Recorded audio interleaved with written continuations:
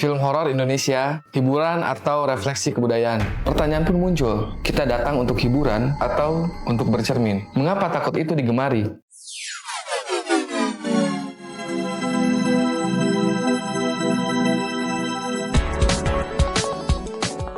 Halo warga bumi, kembali lagi bersama saya Windri di channel Suara Bumi, Suara Budaya dan Ekonomi.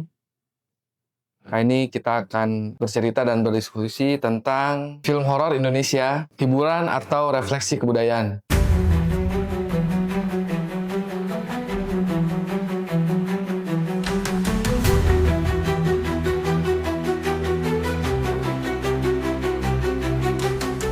Kursi bioskop membuat jarak terasa dekat. Kegelapan membuat mata bekerja menjadi lebih lambat. Di telinga, musik rendah selalu datang, setengah detik sebelum diteriakan. Tubuh kita tahu kapan harus menegang. Akal kita tahu itu semua hanya cerita. Namun dada tetap berdebar, kita tertawa setelah kaget. Pertanyaan pun muncul, kita datang untuk hiburan atau untuk bercermin? Mengapa takut itu digemari? Takut adalah alam bawaan. Alarm itu ada agar kita mampu untuk waspada. Di film, alarm itu dinyalakan dengan aman. Kita bisa berhenti kapan saja, tapi kita malah memilih untuk melanjutkan. Ketika lampu padam, dunia mengecil menjadi sebuah layar. Cerita memberi izin untuk merasa tanpa perlu resiko yang nyata. Kita dilatih untuk mengenali tanda-tanda bahaya. Detak jantung naik dan turun dengan teratur. Itu seperti olahraga kecil, setelahnya badan terasa lega. Kita pun berkata, menyeramkan tapi puas. Itulah kenapa kita kembali untuk terus menonton film-film horor. Horor bisa kita lihat sebagai sebuah catatan zaman. Film horor menggambarkan suasana batin masyarakatnya. Tema berubah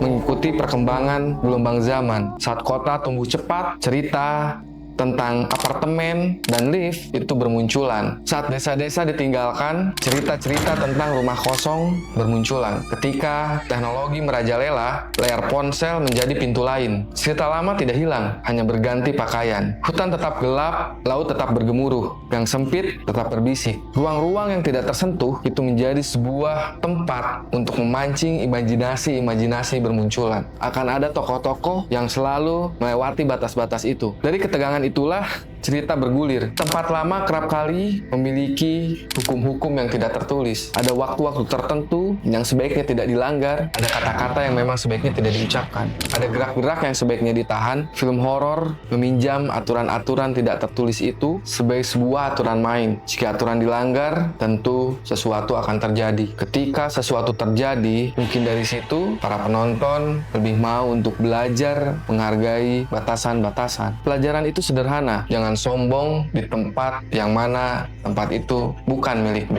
Banyak orang membawa doa-doa ke dalam bioskop. Doa itu berupa harapan agar cerita-cerita hanya cukup berhenti dalam sebuah layar. Ritual bukan hanya sesaji dan mantra. Ritual bisa juga sesuatu yang menjadi tepat, sopan, dan tertib. Film horor yang baik menghargai hal-hal itu. Penonton yang baik menjaga ruang bersama. Keduanya bertemu di tengah. Tubuh membaca petunjuk yang sangat halus. Lampu yang meredup bisa membuat bulu kuduk kita merinding. Pola ritme membuat kita siap tanpa sadar. Potongan gambar cepat memicu loncatan kecil. Wajah yang diam terlalu lama menimbulkan pertanyaan-pertanyaan. Pertanyaan melahirkan ketegangan. Itu terjadi berulang-ulang seperti gelombang. Kita menikmati gelombang itu dan kita memanggilnya adalah sebuah hiburan. Tokoh perempuan sering memegang kunci perasaan. Tokoh anak sering memegang kunci sebuah ingatan. Tokoh orang tua sering memegang kunci peraturan-peraturan. Film horor memperlihatkan struktur seperti itu. Kita melihat siapa yang dilindungi, siapa yang dilupakan. Kita belajar dari rasa bersalah. Pelan tetapi sangat jelas. Jelas dan terkadang kita tidak sedang merasa digurui. Butuh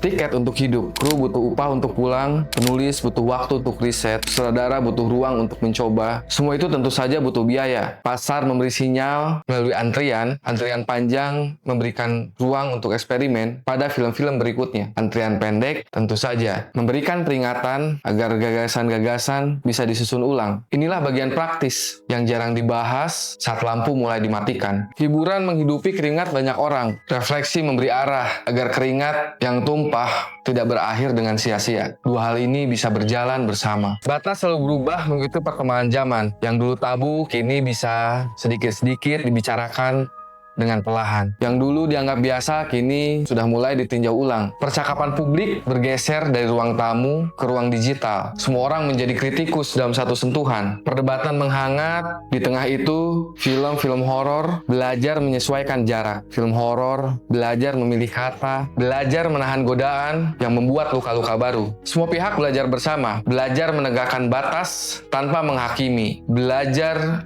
menjaga ruang tanpa membungkam. Potongan 15 detik bisa menjadi jendela atau jebakan. Jika konteks lengkap dibagikan, tentu saja orang-orang tidak tersesat. Jika konteks hilang, semua orang bisa mengisi.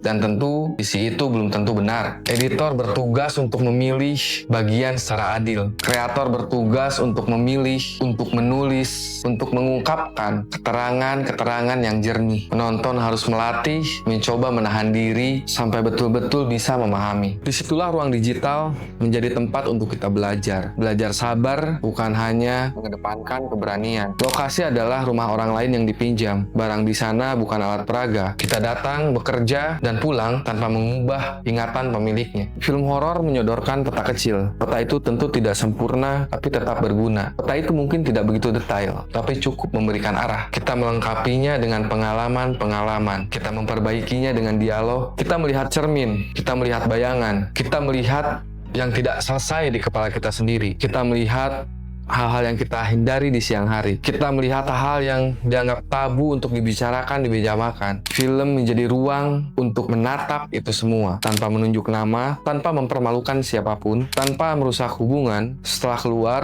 pembicaraan bisa dimulai dengan tenang. Itu nilai yang terasa tapi jarang terlihat dalam poster-poster. Dan terasa di perjalanan setelah pulang. Penonton bisa merasakannya dengan cepat. Itulah intuisi sederhana yang kita bawa sejak kecil. Intuisi itu jarang salah ketika lampu padam. Intuisi itu yang membawa kita kembali. Besok mungkin ada pintu yang kita tutup lebih pelan. Besok mungkin ada kata-kata yang kita buat, kata-kata yang kita ucapkan dengan lebih hati-hati. Besok mungkin ada batas-batas yang kita hormati. Jika itu terjadi, film horor bukan hanya berfungsi sebagai hiburan. Ia menjadi cermin untuk mengingatkan. Ia menjadi cermin yang tidak menghakimi, namun mengingatkan jalan pulang.